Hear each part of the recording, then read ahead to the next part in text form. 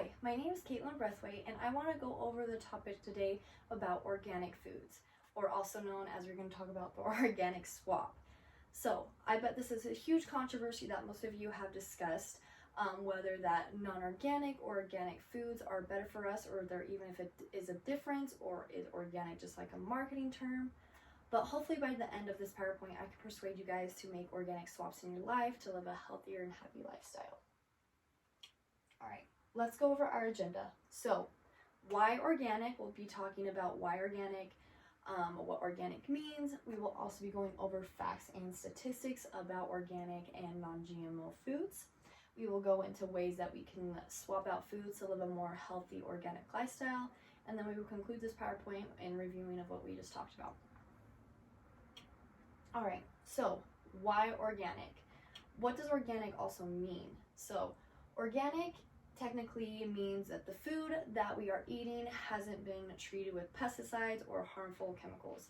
So when you know you're eating organic, your food hasn't been touched by anything harmful or anything that is artificial. All right, so why would we want to switch to organic foods? So for our overall health, organic seems to be a lot healthier. So when you're eating organic foods, that you know that you do not have chemicals within your foods. So organic farmers actually have to live up to some high regulations and make sure when they are making organic crops, they aren't using any pesticides, and they're actually being pretty regulatory of what they are doing to the wildlife. Along the lines with that, when you are eating organic foods, you don't have to worry about antibiotics or hormones in your foods. So technically, there's a lot of foods that do have hormones in it nowadays. Milk products are a huge one, and so when you are eliminating foods that have antibiotics or hormones, you don't have to worry about female reproductive issues or birth defects or anything along the lines like that. It's actually been shown that cattle that have been injected with these hormones have health effects as well. And then lastly, you are saying no to GMOs. So we will go more in depth about what GMOs are, but when you are removing non-organic foods out of your lifestyle, you are also removing non-GMO or GMO foods, because we just have barely recently introduced GMO foods into our lifestyles, and as we kind of know, they aren't the best for our health because we are spraying our foods with pesticides that have been causing a lot of health effects. All right. So organic for the planet. When you decide to live more organic, you are actually helping out the planet. So first off, you are preserving the environment. So when you have more organic crops, you are actually preserving the environment by making sure you're not creating more genetically modified foods, which are harmful towards the environment. And then along the lines with that, you are actually limiting the effects of climate change. So more organic crops means less carbon emissions. And the more organic crops that we have actually eliminates carbon dioxide by 7,000 pounds, which is huge. So if you think about every organic crop, you are adding or minusing 7,000 pounds of carbon emissions. And then lastly, you know when you're eating organic, you know that you have a trustworthy food that you can eat, because you know that it's worth the investment, it's living up to high standards, and you know where your food's coming from, and you know that that farmer is taking as much care as possible to make sure you have the best food. All right, let's go over some facts and statistics about organic foods. But let's also go over what are GMOs. So GMO technically means genetically modified organism. And when you are eating foods that are GMO, you know that the food has been genetically modified and has been taken into pretty much making a hybrid food of like specific seeds or pollination crops, and then they're mixing those foods together to make them less able to pretty much bacteria grow on their foods. So, but with these, we actually aren't sure of how safe or unsafe they are, because they still are new to our food and to our society, and we've kind of seen like the difference between both, if they've been harmful or not harmful, but most of the cases they are harmful. All right, let's talk about the history of GMO. So in 1982, that's when the first GMO pesticide was introduced by the FDA. So FDA regulated this and said, yes, we can start spraying our crops with this pesticide. But then as of 1994, Monsta actually came out with a hormone that they wanted to inject into cows to increase milk production. So that was another huge thing, a huge milestone in genetically modified foods, which is actually, cause some potential to causing health issues. And then we go into 2001. 2001 was a huge year where we actually had to make some labels to make sure that food was either labeled genetically modified or non-genetically modified. So I bet most of you have seen that label where it says non-GMO verified, and so that's kind of where that came from. Along with that, in 2001, a lot of countries actually banned genetically modified foods because they were seeing some health issues with those. And then as of 2003, we actually started to realize that there was this type of pest called a bollworm that was actually being resistant to the pesticides that we were using. So not only were the genetically modified pesticides weren't working, these worms were actually becoming immune to this, and they were actually able to fight off the pesticides. And then as of 2020, we are technically still using genetically modified foods, but every day we are learning that there are some harmful effects of the genetically modified foods. All right, so we're gonna also talk about glyphosate. Glyphosate is a huge topic right now because that is one of the main reasons why we think that we are having problems between organic and non-organic foods. So we're also going to talk about what celiac disease is and what glyphosate has to do with celiac disease. All right, so is it gluten or is it glyphosate that's causing celiac disease? So if you're not sure what celiac disease is or what gluten is, celiac disease is a disease where your body cannot process the gluten from this specific wheat compound.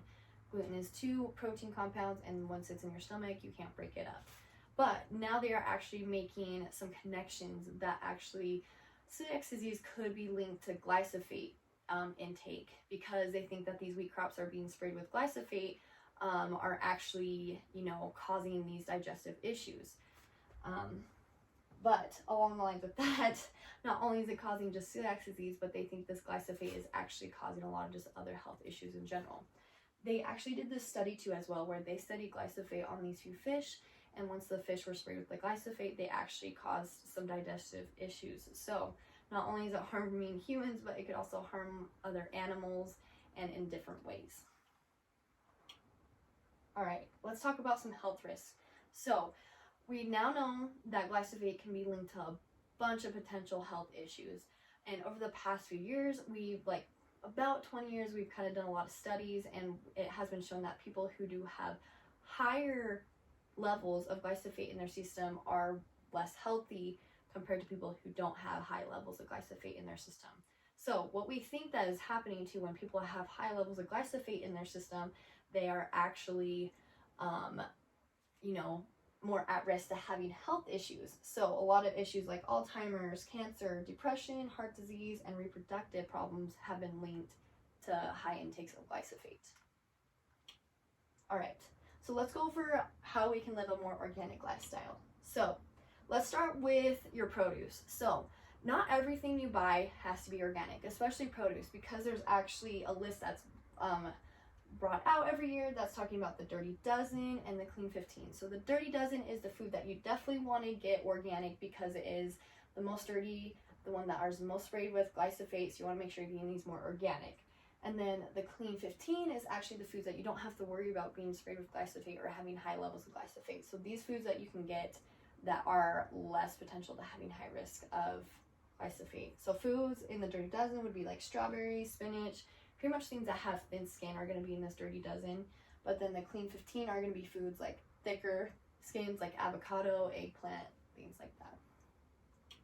All right, but also read your labels. Labels can be very misleading because you can be looking at a food that says it is organic, but it doesn't have the certified label. So the USDA actually has a label that you definitely want to look for if you are looking for more organic foods.